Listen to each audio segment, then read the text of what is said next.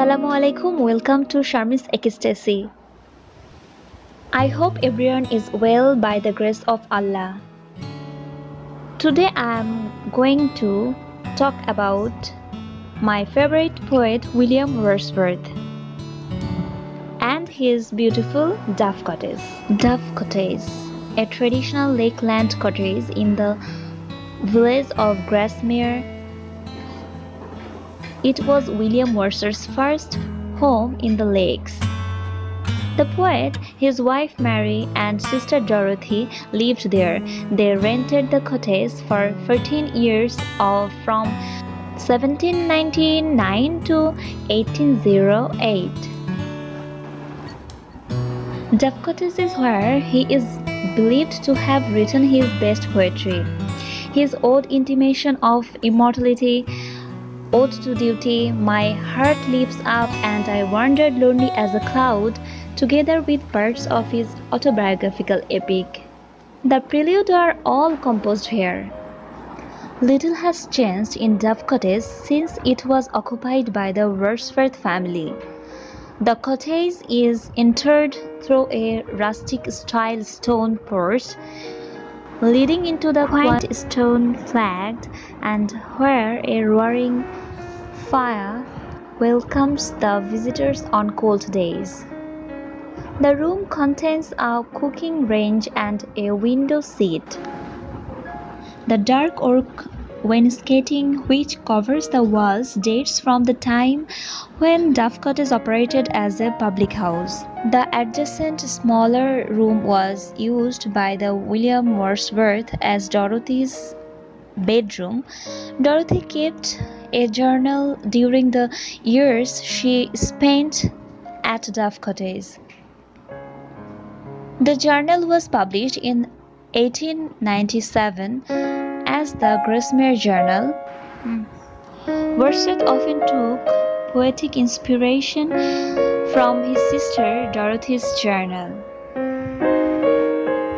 Personally, I love this bonding of sister-brothers relationship, like my and my brother's relationship, and I love this bonding. Local tradition states that when Sir Walter Scott stayed with his friend, the teetotal Wordsworth, who would not allow alcohol in his house.